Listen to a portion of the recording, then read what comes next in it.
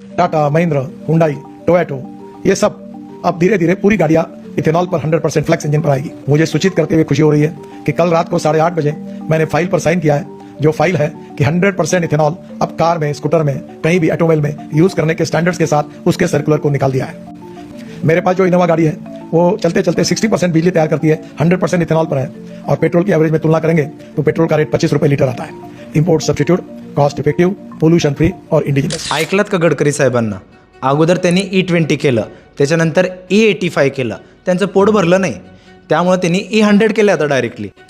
गडकरी साहेब, तुम्ही policy frame करताना फक्त तुमचा, तुमच्या मुलाचा आणि काही कंपन्यांचा विचार करताय, तुम्ही सामान्य नागरिकांचा विचार करतच नाही आहे।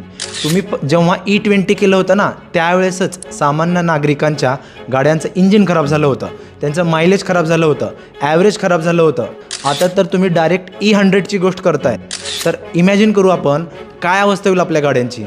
त्यामुळं गडकरी साहेबांना तर आपल्या गाड्यांची काही चिंता नाही आहे। मित्रांनो, तुम्हाला काय वाटतं या गडकरी साहेबांच्या निर्णयावर? तुम्ही कमेंट बॉक्समध्ये सांगू शकता। जय हिंद, जय महाराष्ट्र।